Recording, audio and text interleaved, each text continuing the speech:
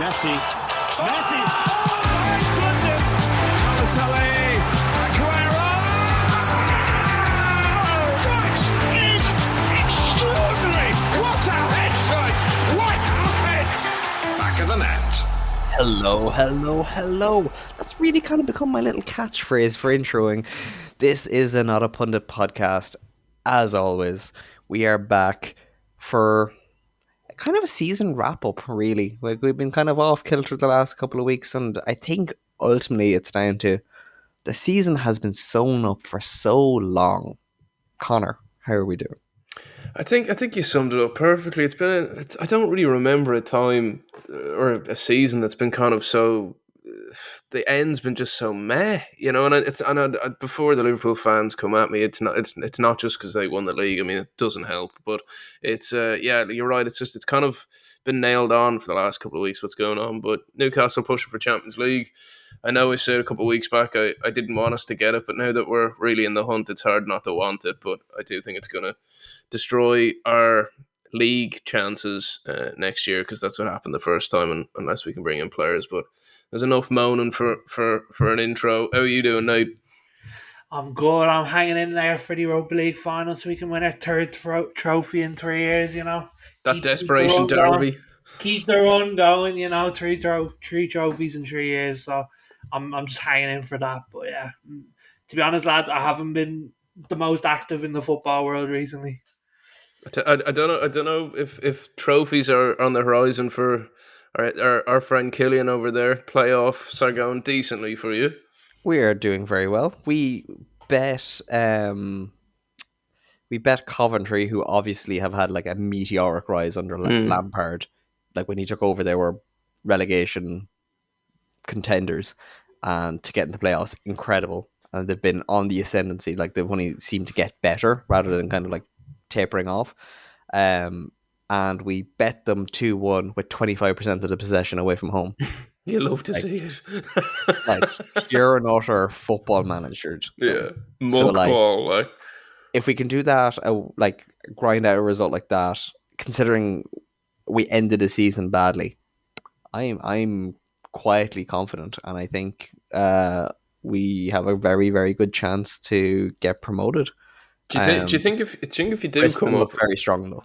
Oh well, they do look strong. Like, it's the playoffs are always nasty. They're amazing to watch as a neutral. Yeah, but do you think if you go up, currently with that group of players, so you'd obviously bring in a few players, but do you think you could stay up, or do you think like the last 2 seasons, the 3 that go up go back down? Realistically, I think we'd go back down. Like, just because down, or like kind of touch and go. You could. I think we'd be Ipswichy. Okay. Like, I think it could be like as you said in the season preview that we did 9 months ago, which is insane. That it'd be kind of like 17th is the position. It's going to be one place, maybe either side of that, but like 17th is the position to go for. And I think Sunderland would be very much down that kind of route. Because Burnley, I could see going straight back down again as well. Like, they kind of seem to be that kind of trying to play too nice of football. Now, saying that, that's what Sunderland tries to do as well, but I think we're able to kind of grind out kind of results. Like, well, that's that, important. 25%. Like, we joke about the 25%, but like, that's Big Sam football. That's what keeps you in the Premier League. Like, well, it's not that we played Big Sam football. We didn't play ugly, but what we were able to do was let them overplay themselves. They showed their hand, and then we go, okay, there's a gap, go. And like Mayenda, who's only 20, like, you should look up his first goal, or their first goal and his first goal, and it was just bloody brilliant. Like, he just capitalized on a mistake really, really well and managed to like have really, really good composure. And then Big Dan Ballard, if we don't go up, we're not going to be able to keep him. Even if we do go up, we'll struggle to keep him. 20 clearances by him alone. That's Um, outrageous. Ridiculous. Yeah, like we have enough things about us that I think we will have an entertaining season in the Premier League if we get there. Well, having the Derby back is You enough entertainment for me. Do you think Sunderland could be approaching a dangerous situation now in terms of like you've got a very young squad, gone up into the Premier League? How do you think they play that? Do they have to get in more experience? Or Is do it you get fleeced in the summer? What do those young players end up going somewhere else? I think if we go up, I think they'll stay for the season.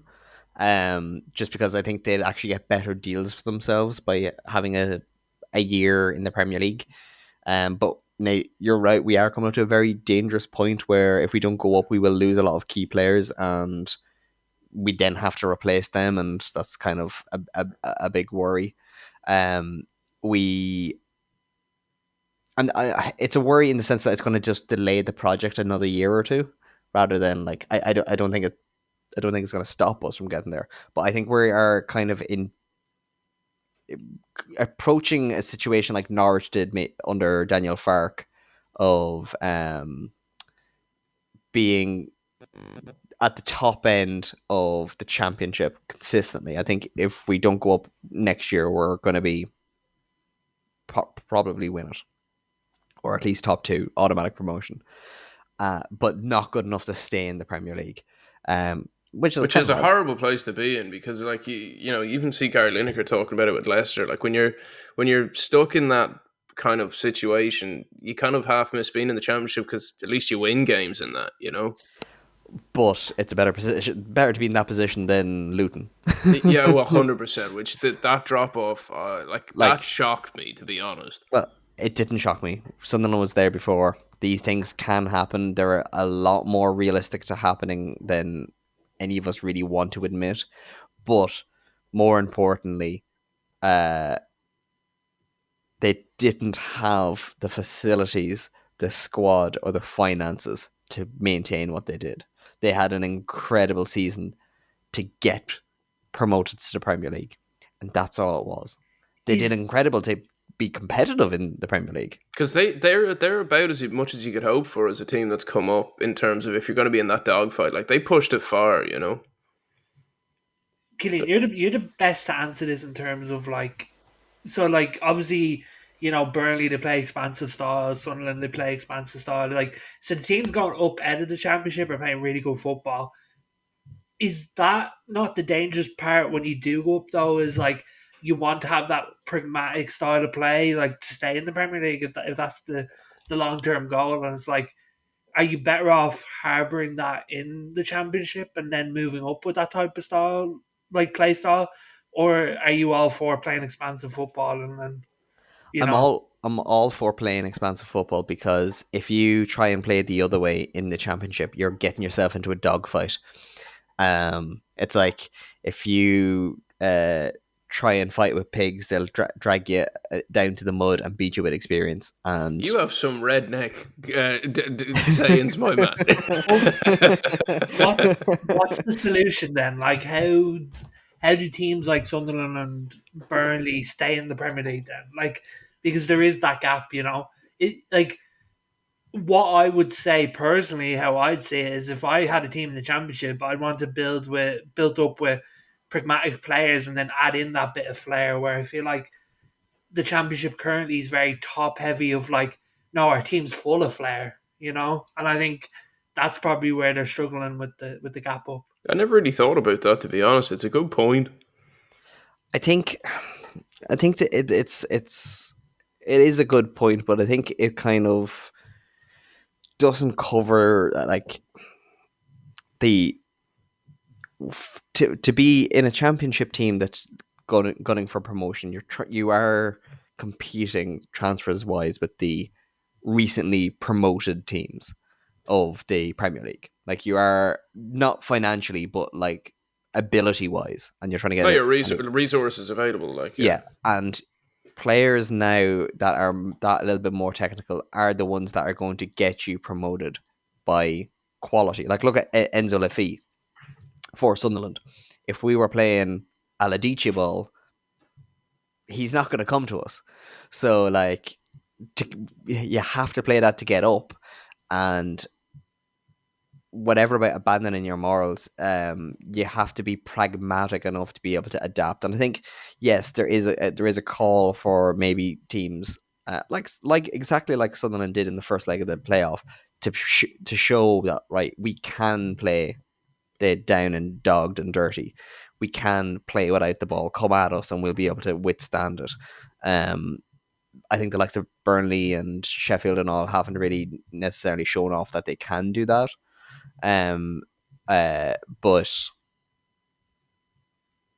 I think it's to say that you should be playing the kind of back foot lower teams I'm type of not. football. I think it's just a little I'm bit not kind of really saying underrating the rest of that. the league.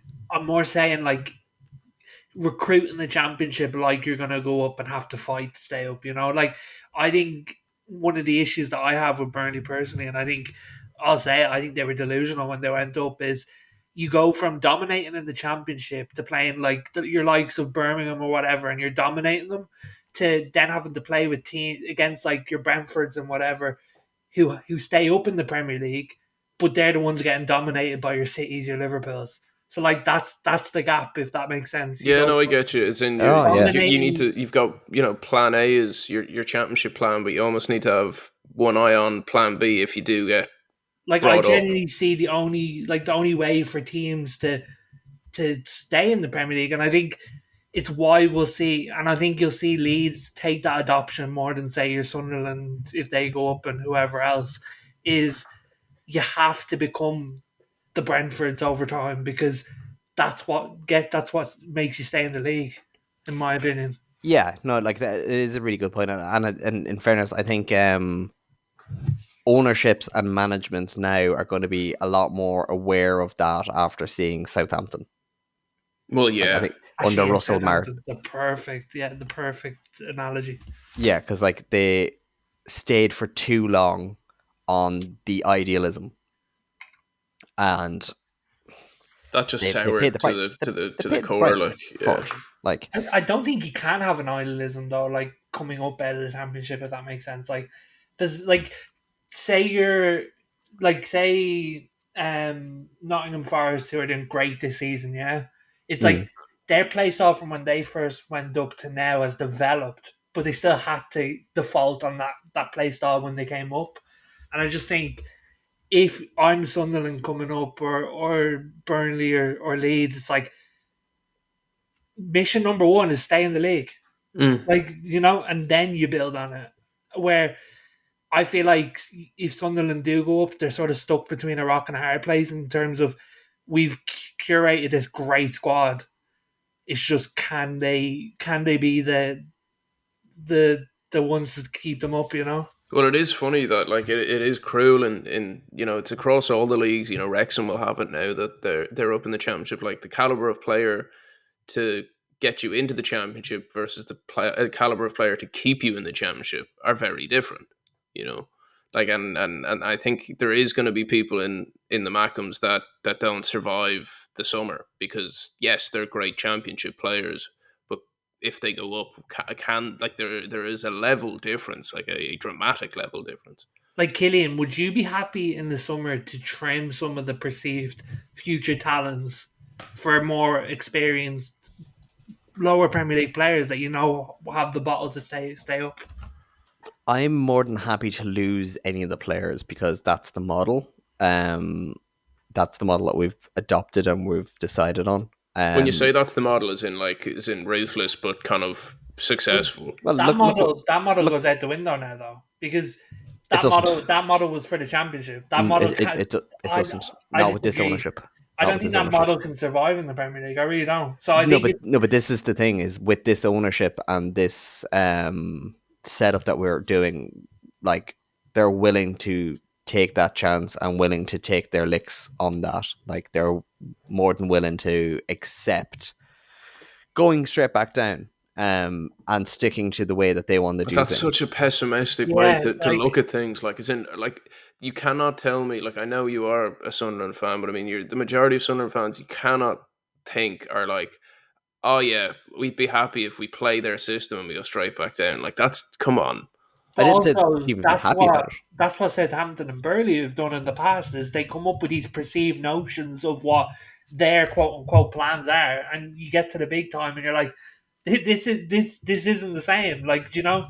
And I think the issue that I see with Sunderland now is like you got to bring experience in big time, and I think in terms of say what Southampton have done. Like, remember Southampton signed Walker Peters, and all of us were like, "That's an unbelievable signing." Yeah. It's like you need a squad of them signings. But it's also, I think, we a few weeks back, maybe a few months back, we kind of said there's plenty of teams in the Premier League that you could not define the type of football that they play, but the reason that they manage to survive year on year is they play the opponent in front of them each week and they adapt. And I think there's Burnley, for example, who were rigid in the way that they were playing. Let's take out the kind of organizational point of it, their actual tactics. They were so rigid that that's what cost them their Premier League status. You But cannot also, be one. You cannot be a one-way team in the Premier League anymore. Sunderland are big enough of a club to stay in the Premier League and build on it. Like, I agree. that's a fact of the matter, in my opinion. Is the fan base, the club is big enough to stay in the Premier League and build it, and I think it's better for the Premier League if they're in the Premier League. But that has to be done in a strategic way. And I think it's all well and good going in the championship. We want to buy young players and build this expansive style of play and this and that. But like, let's just get the club into the Premier League and build. And then 6 years, 4 or 5 years down the line, that can become your See, club ethos. the difference with Sunderland versus Southampton or any of them is Sunderland would be more pragmatic on the playing end of things than they would be on the buying. But what Sunderland have been doing is they've been spending within their means and getting these underrated players on clever deals rather than spending big money. What, So like incentive deals and stuff. Exactly, yeah. So like sell on fees, all that kind of stuff. Like if we get promoted, we have to sign Enzo Lefebvre, which ideal for the Premier League. Like I think he's a player that'll only be better. Like I've had arguments with Sunderland fans about this. He's been playing out on the left in the Championship, and I think he needs to play out in the left in the Championship because he doesn't have the physicality to play through the centre. But he would have the physicality to play in the centre in the Premier League. Like it's that kind of way where the Championship doesn't give you that room to breathe. Premier League gives you a little bit more. La Liga gives you a little more. Serie A gives you a little more. The Championship is relentless in terms of the fixture list, but also like that's the one thing that I kind of sometimes struggle to understand when the Championship teams come up. They're used to so many games, and to survive that season and to thrive in those seasons, you need to have such squad depth. But when they get up to the Premier League, yes, like they have all this depth of players, but it's the level within the squad, Like if I'm Sunderland this summer, I'm gonna be honest, I'm trying to raid Leicester. I thought that too. I thought that they're used to that level, You've got proven players in there that we know can play high level Premier League football. Honestly, I'm taking Vardy on a year contract. I mean, I wouldn't be opposed to it. Vardy, I wouldn't say no to. I'm trying to get in Diddy. I'm trying to get Face at the back. Like, these are players that you need, coupled with also veterans, I think. Like, and you could pick them up relatively cheap. Like, honestly, like, Vardy is one I would take because it would be very obvious of what he'd be coming in for. One season, backup. I wouldn't even say backup, mate. I'd say he's the kind of guy you'd play him for 60 minutes, 70 minutes, as many games as his legs will allow. He's there to supplement the strikers that are already there. Like, he's not there to strikers are good replace enough one. To play Premier League football. Yeah. Because because you don't know until you get there, though. I think between the two of them, they have 30 goals and assists in the Championship. One of them being a 20-year-old. I wouldn't touch Ipswich's squad. I think too young. Southampton. To be honest, didn't prove anything this year either. Ipswich is the carbon model, in my opinion, of what yous could do wrong. Like, in my opinion, Oh yeah, yeah. I think they've shown you what not to do is trust the youth and full on youth squad basically. Well, Like that. you need a mix. You need young No, lads who are trying to 100%. prove themselves, but you also need old boys who know what's going on. See, the only thing is our manager is a former head of youth development. So he's actually not that used to handling older players. So That's I a think problem. I think our experienced players and our older players that we sign are going to be 27, which I think is old enough to have the experience But that then the you only need. problem with that, man, is, and I've seen this in Newcastle, where we went through those years of not being allowed to sign anyone over 26. Like, it goes against you. You need some old heads in there. Like, we're not even saying all heads. Like a couple of 30-year-olds in there. Like, I think the perfect one was when Palace signed Cahill from Chelsea. It's like he's not a top level player, but he brought stability at the back, in my opinion. Like, you look at your Crystal Palaces a couple of years back, like their defense, like what was the average age? Bournemouth a couple of years back, what was the average age? Like, Yeah. I In fairness, I think one of the things with Sunderland going up to the Premier League, if we do get up there, is it's a position that this ownership and this football leadership model hasn't had an opportunity to be at Sunderland. So like they've done things in a way where they've had to be thinking about sustainability and growth. So it'd be very interesting to see you if they open up the checkbook. Like if we get it up, we have to spend 25 million on Lefay. But also to see like what kind of changes they're willing to make to the system. But there's plenty of changing happening with plenty of clubs at the minute before we go into our full season review, which I know is slightly early, but it's all done and set in stone. So get over yourself. actually, do you know one player that just came to my head who I'd sign if I was Sunderland? Me. Gavin Bazunu. Oh, great show. No, I would sign him going up into the. He's had a tough time with injuries, but he's a Premier League goalkeeper. you see, we have a goalkeeper that's 25 years old. If I was going to be signing a goalkeeper, I'd be signing Kepa. We're going to get Queevy and Keller. You can take Nick Pope. Deal done. Nick Pope, it'd be ideal for something like that kind of a player. Like years ago with Burnley when they had Tom Heaton and Nick Pope. Just like, Yeah. you need that kind of a backup. That yin and somebody that's yang, good yeah. enough. That's good enough, but then you also have a backup that's also good enough. Can I just say, lads, if us discussing Sunderland for 20 odd minutes doesn't sum up how bad this last few weeks of football has been. Before we get on to that, Nate, there's been big news out of Paris, and we don't mean Saint Germain. Well, yeah, Paris FC have. Well, they're quite rich now, just like their neighbours.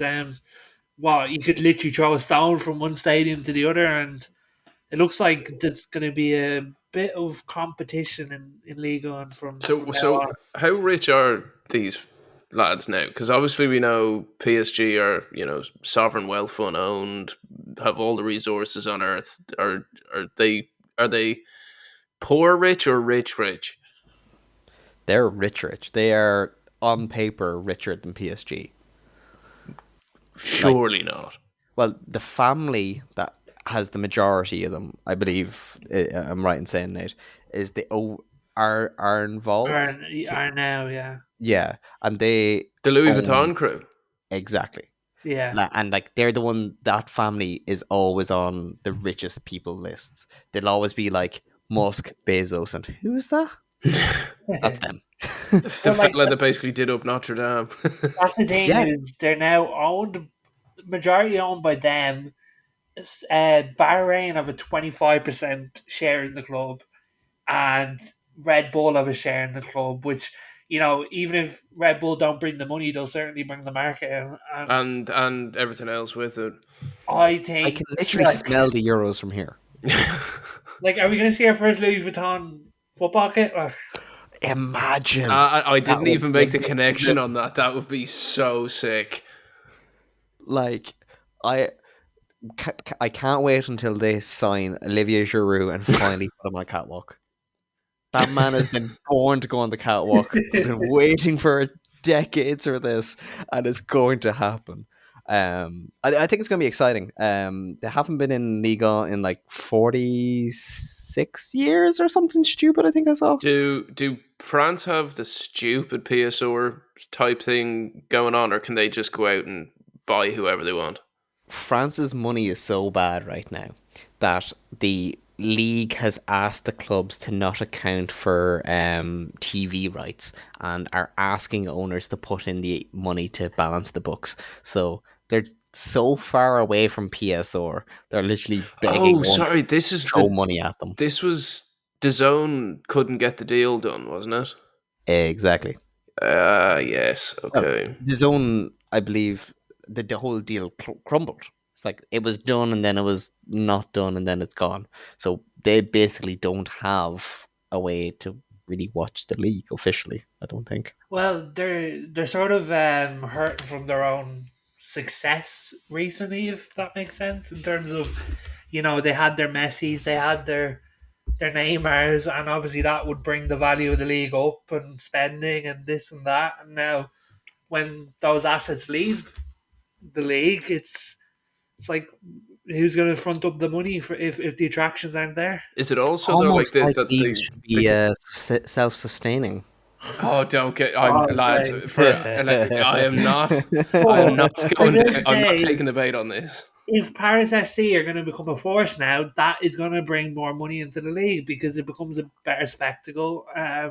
If there's two Paris clubs who are spending heavily and bringing in big players, Well, is I do think that's going to be really good for the league, and I think that's partly down to both Lyon and Marseille being borderline basket cases over the last decade. Mm-hmm. True, bad ownership and bad. Don't say the word sustainability. I swear to No, God. but ultimately, that is what it goes back to. I'm not saying that they should be having PSO rules or anything like that, so we're not getting into that. But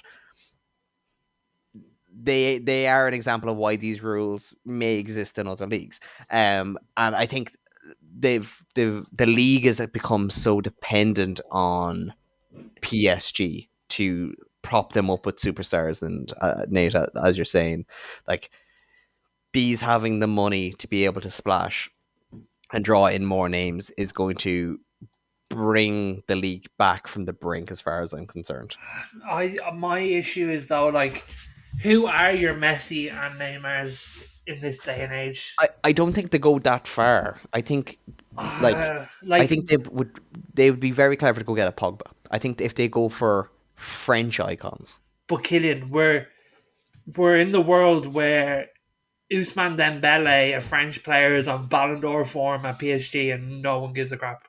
Well, is it? See, this whole thing with the TV deal. When know what I you say mean? they're victims of their own success, I think part of it is it's a glorified Scotland league in the fact that or a Bundesliga where after 10 years in a row of the same team bloody winning it all the time, people are fed up with it, and I think that plays its part.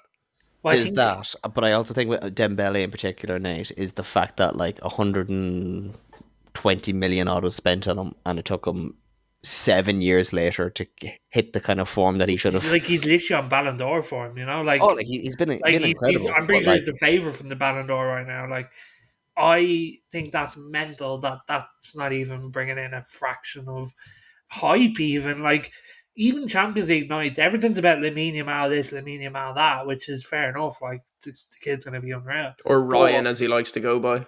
no one like the hype just doesn't seem to be there for the players. I do think part of that is also down to it's PSG. They have all of the money, and from not the nicest way of getting it. Versus, I don't think the nicest way of getting it. I don't think that matters. I don't think people care. I think I think it does when you No, pair like I care. I think it does. Yeah, but I think it matters as well. Like as Nate was saying, when you've won 10 leagues in a row, when the only competition you're really competing for is the Champions League, I think people kind of go, meh. Well, that's the thing is when they're in the Champions League, I'm like, I'd rather they didn't win.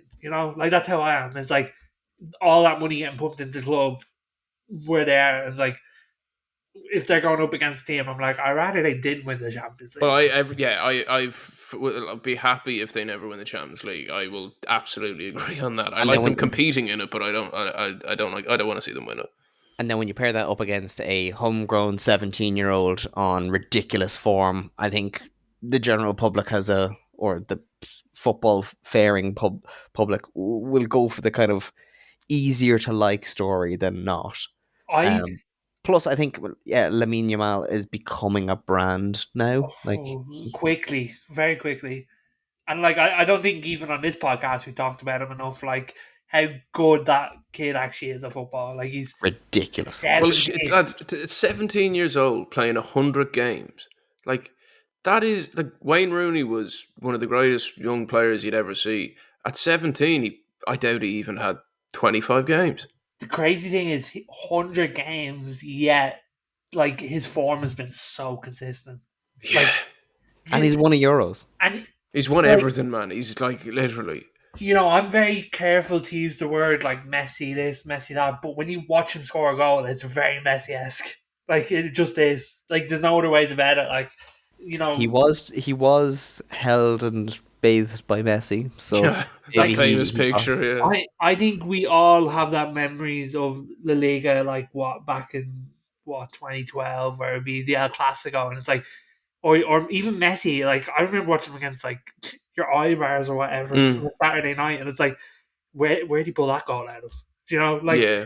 and then that's the type of feeling I'm getting watching Lamine Yamal, where and this the worrying part for football is I don't have any other affiliations to any other players in the same way as like Lamine Yamal's like you like that kid could go all the way, but there's very other few other players that I'm like with that. My fear with Lamine Yamal, and sorry to cut across you, man, but it just makes me like I'm in agreement with everything you're saying.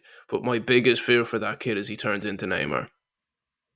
I don't think so. I think he's securing that he came through Barcelona. I think that's his saving grace. Is like it's the same way in Messi is like he'll be there now for a decade. He's got that La Masia kind of Do you know what I inbuilt in mean? him. Yeah. Like, and he will be the biggest thing in football if he continues. Like, full stop. Like he will do to Mbappe what Mbappe did to the likes of a Neymar and the likes of a Messi, whereas that kind of like, yes, Mbappe will win a good few Ballon d'Ors, probably back to back, but Lamine Yamal will be so tight on his heels and people get bored of Mbappe and they're going, yeah, well, okay, yeah, but look what Lamine is doing. Look what he's. We need Mbappe to step up now. Like, give us the show that Messi and Ronaldo did. You know, like that's what we need. Is like we need Mbappe on world class form. We need Lamine Yamal on world class form, and just like battle the best. Like listen, if La Liga can produce that, like. Well, like In my opinion, they're producing more than the Premier League this season. That's like all I don't have.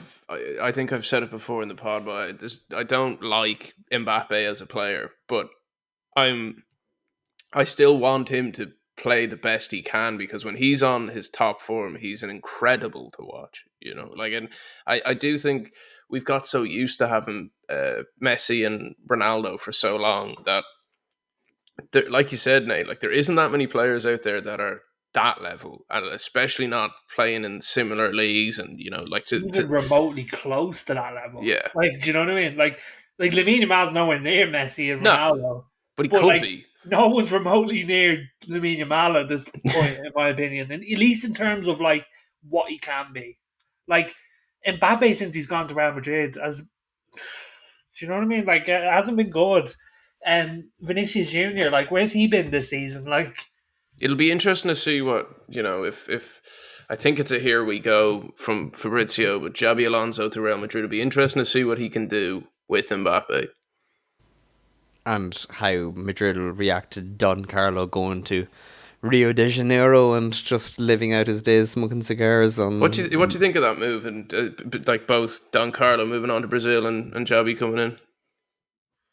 Listen, Carlo Ancelotti's top 5 manager of all time. Like, I'd say top even 3. Easy. Like, what he's done in the game has been unreal. And I think at the age he is and how much iterations of football he's gone through to still be that good with that Real Madrid side for as long as he was is unreal. Was it 2005 that he won the Champions League with AC Milan? You Or think so? 2007? It was around that Istanbul era. Yeah. Yeah, it was either side of Istanbul. And like when you consider the players that were playing then, the styles of players that were playing then, the teams that were big then that aren't now, or the teams that were small then that are big now. Like Leipzig didn't exist. And for him nearly 20 years later to still be winning Champions Leagues. Oh Like yeah, like when you think about it though. and the thing is with different teams as well. Multiple Oh, times. It's 100%. insane. But like he was at the pinnacle of football around that period when he won the Champions League with AC, and even with what he did with Chelsea to a certain extent, there's like, and then like there wasn't, Bayern and Bayern, and PSG. PSG, and then but there was that dip where like he went to fucking Everton or whatever. How and it's that like, happened, I still don't know.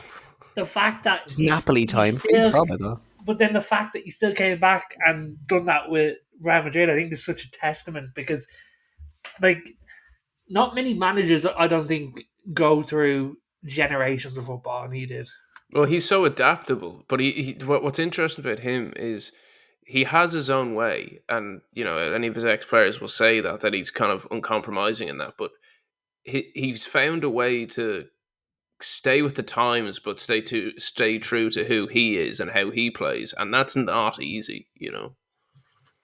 I think he's fully deserved. If this is his retirement, he fully deserves it. But the fact that his holiday in Liverpool, the fact that he can do that and come back to the likes of Madrid and do what he's done and still maintain that respect from the players, we might not see him for another 5 years. But we might see him again at the top level. He's just incredible. Well, When he it might comes to win a World Cup. Xavi, I won't put it past him. yeah, like if anybody's going to do it, and with Xavi, I can see it with Madrid going either way, just because when you have a character like Carlo Ancelotti, your big stars aren't as big of a star under his, Because he's Carlo Ancelotti, yeah. and he has that eyebrow. Whereas how the likes of a Mbappe and a Vinicius Jr. is going to react to Xabi, I don't know. It'll be interesting to see if he can put that stamp on, because my worry would be is that they try to see him more as like a mate or a peer. The only thing I'll say to that though is when you look at the managers that Xabi has played under, he's played for Pep, he's played for Carlo, he's played for Jose, he's played for Rafa Benitez. He didn't play for Pep. He did. Bayern. Oh yeah, I forgot he was at Bayern. Yeah.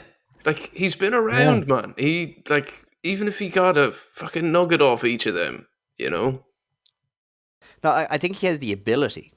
I don't know if he has the authority, and that'd be my only concern for him. Listen, Because there seems to be something bubbling under there with Madrid, and when you look at Mbappe not performing in that way, I can see him starting to lash out at some point. Listen, I've always been more of a Madrid boy than a Barca boy, but in terms of Madrid need to be careful because they've literally made a Galactico team, and the thing with when you make Galactico teams is you need a Galactico manager. Yeah, fair. And that's the danger, is he's gonna have to manage like stupid amount of egos in that dressing room. And like, listen, I think we can all agree that Madrid have gone about their business in the last couple of years insanely. Like they're the kings of free deals, and they've managed to build the Galactico side. And it's like, yes, Xavi Alonso's probably the best manager right now for them that's available, but like, do you just have to go and try and pinch a Galactico manager that like Zizou is, that would have been I think Alonso will work out. I also think he'll have the respect from being an icon in that Spanish team, one of the best players of his generation and his position. When you see him still fizzing balls on the training pitch, I think he'll have the respect more through doing than talking, and what he's accomplished in the game. I think he's gonna struggle with the period of time that it's been since he's retired to where he is now. I think, as Killian said, it's going to feel a bit too matey. I think in that dressing room. And listen, that could either work or not. I don't know. But for me, the man I would have got Jurgen Klopp. That's who I would have went for if Do I you think was. he would have done? I totally agree. He'd be perfect for it. But do you think he would have done it? There's rumors that he's looking to get back in the managerial game. Would I it would I made would have I financial would have sense though? explored it. I would have explored it. Well, he'd be what? He'd be 10 mil a year, 12 maybe. Not just that, I'm sure that Red Bull wouldn't let him go for nothing I in mean, that like role. Madrid have money, Oh, they have the money, like but like, why spend it on him when you can get somebody else that you like and The not one, have to th- pay the him? one, the one thing with like I totally agree with you. Madrid's ability to do business has been incredible, but they never really release how much they've spent on and like the sign-on fees. Like I'd love to know what Trent's getting as a well, sign-on it'd fee. be huge, but it'd be nowhere near the transfer fee Well, plus the yeah, wages that they would have. Like, do you know what I mean? I just think like if you're gonna make such a unreal team, that who knows how long the lifespan might be to decide, but like don't don't chance it by having a manager that might be inexperienced. That's It's a good point. But we are very rapidly approaching the end of this, so we do have to get on to the Premier League and our league in review. As briefly mentioned earlier, we nearly 9 months ago gave some predictions. Some that were absolutely top notch. Some that berated Rory McIlroy's lack of ability to be able to win things. I honest to God, when I listened back, I fucking cringed when I heard that. I was like, "Oh, you idiot!" Of course, like, Connor oh, literally blessed. Like I think McIlroy should be sending you money for his oh. bid because like Connor literally said the words. I can't remember who it was. Was it Arsenal? Yeah, I think it Yeah, was. I basically said that I said Arsenal are like Rory McIlroy, where there's certain athletes that you need a killer Don't have. instinct to be to the next level, and Yes. he doesn't have it anymore, and neither do Arsenal. And the man goes on and does the bloody Grand Slam. Oh, sorry, He's only, Roars. he's only been waiting 12 years for that to happen, and all it took was you. So Commentator's curse. very selfish of you is to sit on that and make him sit so long, sit and wait for so long. So generally, I think on the relegation side we were pretty good. I did say that Southampton would be rooted to the bottom. Got that right. I also predicted that Forest might get relegated. Less right. That went well. But I think overall we did say Leicester, Southampton, and Ipswich. Ipswich would go down. And No, I will admit I did say Forest would be relegated as well. So at least he didn't say that they'd be a calamity. I got that like so wrong. Not just position. I predicted them to fall apart. you were speaking Derby into existence. Oh, although when you see the owner on the pitch on the last day, if only the league ran for another 6 months. But Nate's prediction of Fulham going down didn't work out for you, Nate. no, like I don't think it was the worst call on the planet. It was rogue. Was it? Like I don't know, man. Like Fulham are one of those ones they're that legends. Like it's not like they're. It's not like Killian saying Forest are going to go down and then come top six. Like Nobody saw that coming. yeah, Nobody. no, but like, they didn't but, like, even. Chris Wood didn't even see it coming. Like listen, it might be a stinker, but like I don't think it was the worst guess ever. Like And then we did our top sixes. So looking at the actual table with 2 games to go, at the time of recording, I think it's pretty. I think we're all pretty much in where our positions are going to be. Going to be in and around right. Nate, very crystal bally, predicted that City was going to drop off. You did say that Arsenal are going to win. we'll forgive you for that. But you said that City was going to drop off this season, and I don't think even you could have predicted the level of drop off. But that was a I good call. think he said the charges were going to weigh on them. The squad was Squad aging, aging, yeah. and Fucking hell, them charges have gone quiet back end of the season. I'm like, fucking hell. I haven't heard about that. Where's that been? what charges? What are you talking about? Jesus Christ. Forgot about them until he just brought them up. Considering how much they dominated the first half of this season, it is Fucking hell. suspicious. So if Aston Villa get top 6, that'd be good for them. I did say that Tottenham wouldn't get top 6. That was my prediction. I mean, no one thought they'd finish. What are they now? 17th. 17th at the time of recording, which is Dear bonkers. God! Like the fact that it's a 16th, 17th of United and Tottenham. Like I'm not even dancing on the grave. It's just sad. Like it's like how the hell do two clubs that big drop off that much? Listen, lads, everyone needs an off year, you know? We're beaten in Europe, but that's what we sacrificed, you know? And You sound like the St. Pat's fan from that viral video. We're just resting for this season. We'll be back next year. we are. We'll be back. Don't worry. We'll be playing Champions League football next year. Don't you worry about that. I think my top 6 went Newcastle, then Man U. So going 6 to first, I'm not that much of a lunatic. Was Newcastle, Man United, Tottenham, and then Arsenal, Liverpool, City. So it's not terrible. I mean, Lads, No. if Spurs beat United in the Europa League final, I might be hard to track down for a couple of weeks. That's all I'm going to say. I mean, Alright. what I'm wishing into existence, boys, and honest to God, I think it would be the best mic drop moment in Premier League, is if Ange wins and leaves, just leave Spurs. By his own volition. Yeah, it would be sensational. Oh, God, I forgot about the end. Yeah, lads, if Spurs win, just don't contact me for a couple of weeks. You Well, carry in fairness, on. that was your only good call. Well, not your only good call, but one of your Tell it how it really is. one of your United calls that was worth anything was you said that you would go to the end of the Europa League, and you got that right. You predicted them to finish top 3 though, so Did any of us say Liverpool for the title? no. I think myself and Nate actually had a 5-minute period of just kind of talking about how bad Liverpool. Yeah, we were gonna went be. in on fucking Liverpool this year. Like, One thing actually that did stick out to me when I was listening back to it was we were saying how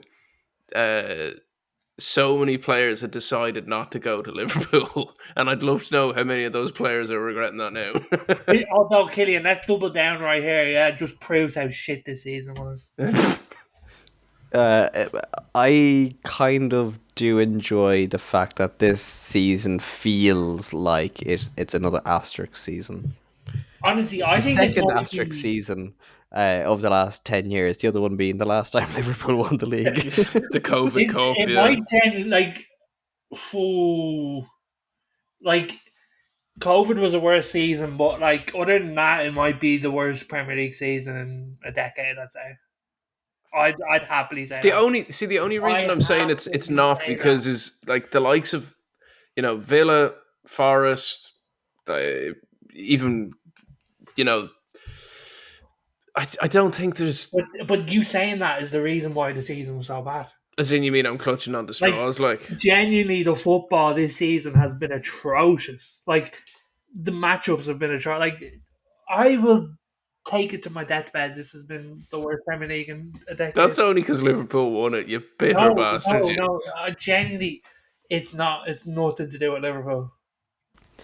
This season has, on paper, like if you look at the table, if you look at some of the results, has everything that makes you go, wow, that's going to be so memorable. And I find myself not excited by much of it.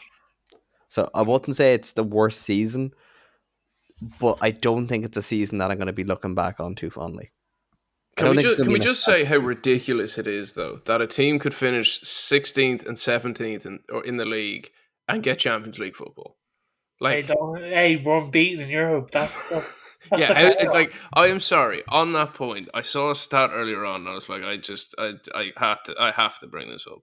You can shove your European success where Amorim doesn't want to go.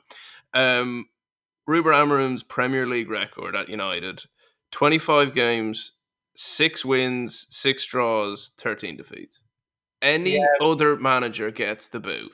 read out the Europa League stats there for me as well, please. Hush, All I'm hush now. saying is, all I'm saying is, if we win in Bilbao in 8 days or whatever, invincibles. They say invincibles. When is the final, actually? Yeah.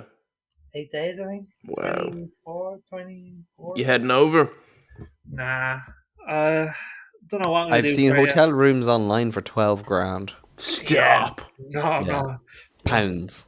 We'll Okay, get a room each, though. Buy a place. Yeah, like I think generally none of us kind of covered ourselves in glory on our predictions. I did predict Newcastle would get, I think was it top 4 or top 3. I It was was definitely you definitely said top 4. I don't know where you yeah, put them, but I was definitely more optimistic than you were. One of the things that we did go in on the pod was Chelsea and their signings, and that it wasn't going to work again. In their defense, they brought it around. It wasn't a good season for them, but they finished reasonably well. yeah, they finished strong. Like, I mean, I'm curious as to in a few months' time when we're predicting next season. I'm definitely gonna have to do a bit more homework this time. I think this is where I think we were overly cynical and underly cynical. I think we were optimistic about some things and not optimistic enough about others. So Wait, can can we I? do it the same again next year? Can I just ask one question, boys, before we close out? Do we think it's time for Arteta to be moved on? No. He's been there 5 years, But he's still doing well. Like, do you know what I mean? Like, but like, You're not. Who are you gonna get? Who are you gonna get that's gonna yeah. do any better? Realistically, it's just one of those like it's not. I don't even know if I know the answer myself and what I'm thinking with it. It's just more 5 years. Like Gary Neville went down on him and was harsh on him and going like it's a huge success to be at a club and not win anything for 5 years in the Premier League, and that's not a compliment. You know what I mean? Like he's that's a pointed, veiled attack, but like it just does beg the question like. Is that as I'm not saying any like a manager could bring them further, but like, does it get to a point as a board where you're like, is that as much as he can bring this squad? Like, have we reached the I max of what he can do? I can't wait to see Twitter on the Europa League final night, but that's going to be a dark day for Arsenal, whatever the result is. But either United win 3 out of 3 trophies in 3 seasons with not great seasons across the board, or Spurs win a trophy. So Arsenal can't win. Listen, I think he's fine where he is. I think he will win something eventually. If you're an Arsenal fan, would you keep him? Yeah. What about you, Killian? Would you keep him? yeah, but more because of nobody else that's going to be any better. I just If you know think what I we're mean. trending I don't- toward. I think we're trending towards a it will higher get to a finishing stage. Wenger situation. You know, where Well, no, yeah, that's exactly it. It will get to a stage where more is demanded, but I think as long as he's competing for top 3, whilst they wait for a manager that can push on more than he can, well, how bad off are they? Like, it's better to stick with him, waiting for the right manager for 2 or 3 years, than it would be to take a risk on somebody and end up dropping down. yeah, and becoming Man United. Can I bring Like- one thing up real quick? Go for it. Do you join me in saying that it's a disgrace that there's a European final on a Wednesday night? Absolutely, completely agree. It's I'm gonna have to take a couple of days off work to go on the piss now. someone at work said it to me earlier. They were like, "Oh, the finals are Wednesday," and I was just like, "Surely you're wrong. Like that's come That's a on. disgrace.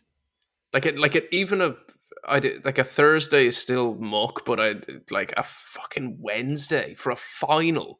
I reckon the pubs are going to be terrible. When it's one of them smaller European cups, though, one of the less important ones. Oh yeah, how many? Well, if they put the bloody playoffs on a Saturday and they can't put the Europa final, they put the Europa final on a Wednesday, like. Well, why can't they put it on a Saturday? Like, I don't get it. Like, even say the rugby, what they do is like their equivalent to the Europa League. They'll play it on a Friday night and they'll play the Champions League on Saturday night. Which would like that? That'd make a great, super like, weekend. Super weekend. Like, it's a shame. Just on, I saw a stat the other day just on your Arteta shout, Connor. Before we finish, 4 teams have occupied the top position in the Premier League this year. Arsenal wasn't one of them. Really, they never went number 1. No, I think it was City very early on, Liverpool, Forest had it. I think it was, yeah, and I think Brighton. No, United. United were what was it, like, first game of the season or something? It was really early on. Jesus, yeah, that's kind of mad. Yeah, Arsenal were never in position 1 this season, which I find hilarious. But this is what I mean. Like, if you're a fan, like, I'd be getting fed up of, because don't forget all the kind of woo-woo that comes with Arteta, and as we all saw in the All or Nothing documentary, like, a lot of bullshit comes with him. And if 5 years in, you're not bringing success, like, I know we've said before in the pod, and I will stick by it, like, what Wenger was able to do for so long and so consistently and keep Arsenal in that position was incredible. And maybe we'll look back on Arteta in time with that lens too. But I think in the moment, it's just not good enough. I know, imagine hauling them speakers out onto the training pitch just to come second. Fuck. That's what I mean. Like, as in, you can't be doing all that crap and not win. Yeah, I agree.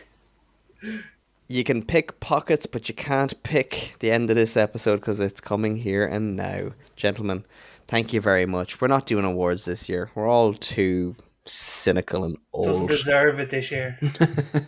So we will be taking a bit of a breather from the Premier League. It may not be officially over yet, but it's over for us. This has been the Not a Pundit podcast, and we'll chat to you soon. Bye-bye. Messi. Oh, my goodness. Balotelli. Aguero. That is extraordinary. What a head, son. What a head. Back of the net.